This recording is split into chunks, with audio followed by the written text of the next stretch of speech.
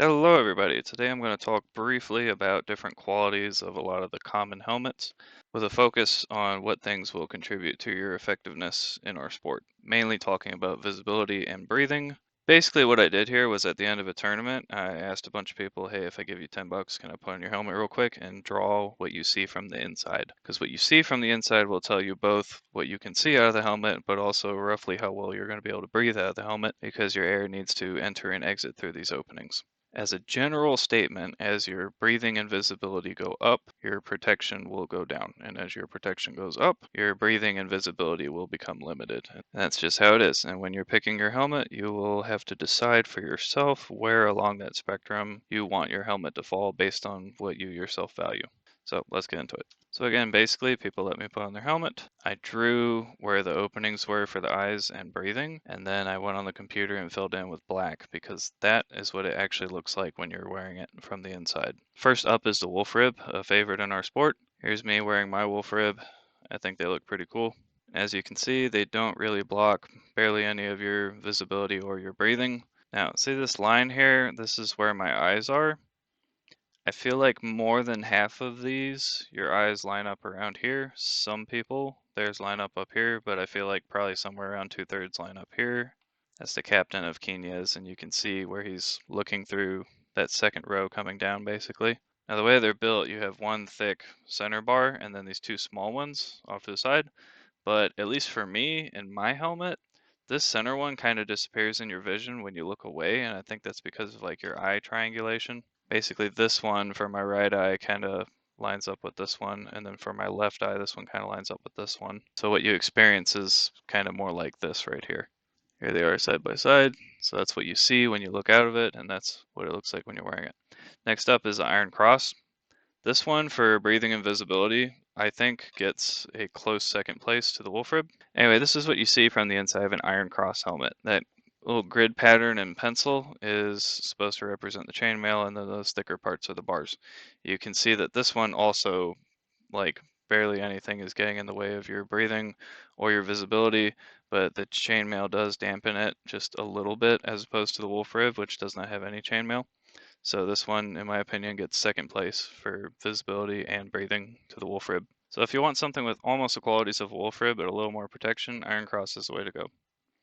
This here is a kettle helm, which kind of surprised me because you see a few of these, but they're not extremely common, and so I had never like put one on before. You can see out of it pretty much just as good as the Iron Cross. You can breathe out of it just as good. This down here where I wrote actually 5, it's because there's 5 bars, but somehow with the eye crossing or triangulation, whatever, kind of like the wolf rib, 2 of those bars disappear and you only see 3. I will say though that with the kettle shape on top, that's interesting because I feel like it would block sunlight from getting in your eyes, which is pretty cool when you're fighting outside. However, if you lean your head down, now you can't see in front of you very well, and I don't know if people can grab the back of it or not. So it's definitely some downsides there, but it did see and breathe just as good as the Iron Cross, at least when you're looking straight forward. So there's how it looks compared to what you see, and I think they're pretty cool now that I've tried one. Here's a nasal. Nasals are another really popular helmet. I had never put one on before. For me, this was surprisingly disorienting because you'll have like your right eye is over here and it makes this ghost of the triangle, and then your left eye is over here and it makes this ghost of the triangle, and then where they overlap here, you have this solid blocked off area where you can't see. And for me, this effect felt pretty disorienting. If you're used to using these, you probably don't notice it anymore.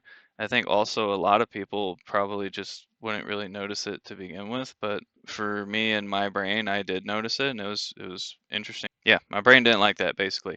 However, with the way the chainmail is and everything, these breathe really well, and they also see really well, but they do have, the nose triangle obstructing you, so I think they get third place behind the Iron Cross essentially. I don't really know where to put the kettle helm if we were ranking, because it sees just as good as the Iron Cross, but you have that brim to worry about. I don't know. But as far as like simple tournament friendly helmets, it's probably Wolf Rib, Iron Cross, and then Nasal in my opinion. That's what they look like. Now for the Great Helm, this one has the interesting quality of being tall, which sounds dumb, but Here's what it looks like from the inside. It's, obviously less breathing, less visibility compared to the wolf rib and the iron cross and whatnot. Now, like I was saying about being tall, um, if you are already a tall person, like this guy is, and like this person, also kind of is, you can see pretty well, their shoulder height and whatnot, that these are like about equal height probably. And then this is kind of how much height that adds. So in this sport where a lot of the wrestling is focused on head control, if you are already a tall or very tall person, and then you wear a great helm and you are just a few inches even taller, then people have that much harder of a time reaching over your head. Unfortunately, if you are a short or average person, then it's just another helmet. I'm sorry. Yeah, look how tall and intimidating that guy is. They're pretty cool. All right, now we're into helmets that have a hinge. The way this works, this is a great bassinet. You have a hinge on each side going through here, these two.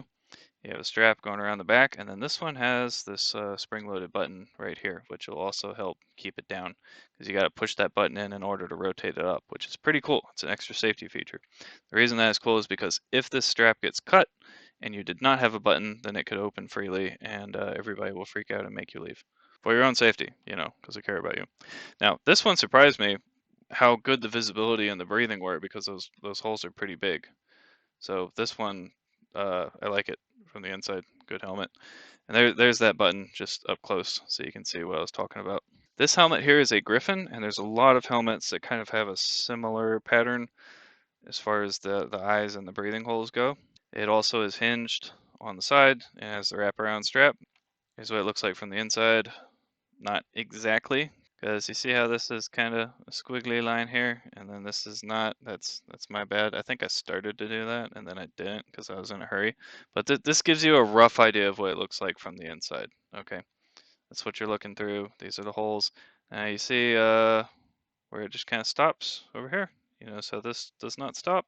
That is probably because the fabric ab and tail on the inside probably goes vertical right here and blocks off those. It's probably where that pattern comes from.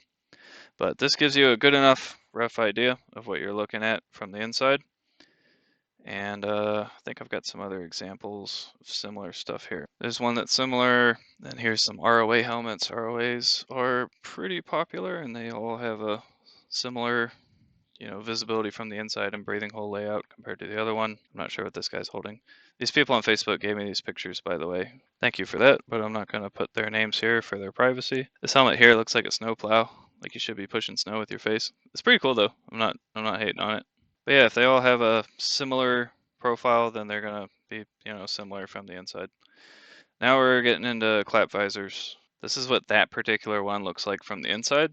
It is probably my least favorite helmet I've ever put on my head because of how tall this is. Hold on, let me go back real quick. Yeah, because of how tall this is, I feel like I couldn't look down. And then if you just look down with your eyeballs, there's a whole lot of darkness down here. And so if you have a sidearm and you're wanting to look down, either to look when you're pulling it out or to look when you're putting it back, either one, it felt very difficult in this helmet. So that's what it looks like, and that's what you see from the inside. Now, clap visors, some of them look really good, like this one. And what makes something a clap visor, at least in the sport, I don't know about historical technical definitions, but in the sport, you have this hinge up here, and then you usually have a strap going around the back to the other side, which secures it in place. Now, this one looks really cool to me. This one looks weird. It's probably cool to somebody, but to me, it's weird. Now, this is my clap visor, and I'm going to show you the weakness of a clap visor and what to do about it. As I said before, you have the hinge up here, and then it's held in place by this strap. And if the strap were to get cut, then the face could open up and you could get hit and be in a lot of pain, and that's bad. So what I did to make that not able to happen is I put this buckle at the bottom of the helmet in the front. And I put this strap on the bottom of the visor on the inside.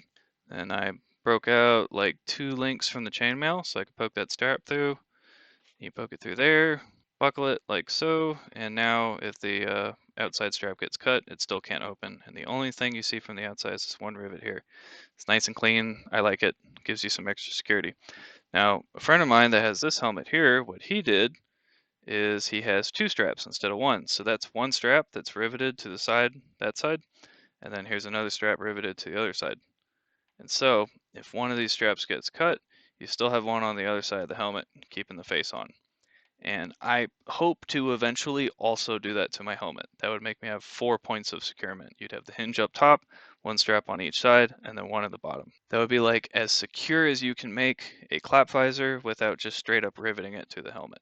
If anybody's wondering how well I think mine performs as far as visibility and breathing goes, I think it's about as good, but not quite as good as the Grand Bassinet. Yes, I know I spelled that wrong. I think there's an extra T or whatever. I don't know. But yeah, my helmet is not quite as good on visibility or breathing compared to this. Part of the reason for that is that this little nose cone here, the way that your eyes triangulate is, let's go back over here. So basically what I see is I see a similar pattern to this, but it's kind of like just slightly obstructed over here and slightly obstructed over here. And that's because with your right eye over here, that cone is here, and with your left eye over here, that cone is, over here. And so it's just the vision out of mine is not quite as uniform as this helmet. And then these holes being a little bit bigger than mine, I think. It looks like these main ones in the front are big and then they get smaller. So mine are mostly probably this size, whereas this helmet has, I don't know, a couple or 3 or 4 rows of bigger ones, something like that. I don't know. But some of these holes are a little bigger than the ones on my helmet, and so it'll breathe a tiny bit better. And then I have the nose cone here. So there's definitely a lot of better options for visibility and breathing compared to mine, but I do like my helmet. Also, let me briefly talk about hound skulls. Some people like them mostly for their looks, if they just like the look of them, or for historical reenactment reasons, but they are generally regarded as not super effective in the sport because you can take your hand and push the nose of that.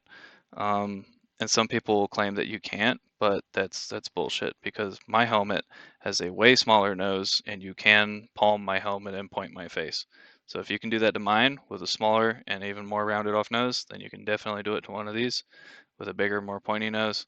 I have never used one, so I can't speak to the visibility and the breathing, but this one right here looks like the least shit of every one that I've seen because this is actually some decent visibility, I think. And then this one has holes all around for, pretty decent breathing, it looks like. And then also your breath can fall at the bottom right here. Whereas some of them, they like don't have any holes on one side, which I understand the historical accuracy of that. You want a spear or whatever to slide off the side of your face, but it's just in Buhurt, you need to breathe. Like you are wrestling hard or hitting hard, and you need to breathe. And so when you're picking a helmet, like, dear viewer, because I care about you, please pick something that you can actually breathe out of, you know? So hound skulls, it's like not necessarily all of them are bad. This one here, like, actually looks like pretty decent. This is probably the most decent looking hound skull I've seen as far as how functional it looks. But yeah, some of them are just really obviously, they're set up for deflecting stabs and whatnot. And because there isn't really stabbing in the sport, it's not a concern. And so you should focus on breathing. All right, well, that's been my very brief overview of most of the popular helmets. I'm sure I missed a couple. Feel free to tell me in the comments. But I think I got the majority of the ones that are, actually popular and you see a lot of them. If this was helpful to you, please go to my channel, go to playlists, and look at the Armored Combat How-To/Educational, and you will see that I'm going to have a lot in here. I have like 5 of these half done right now, and I should have them out in the next couple days. So by the time you see this video, they should be out. And I'm going to have a whole bunch of stuff in here that's pretty useful as far as like picking equipment and stuff like that goes. I'm not going to show a lot of technique, mostly because I suck. Anyway, I hope that was helpful. I wish you good fighting and a good day. See you all next time.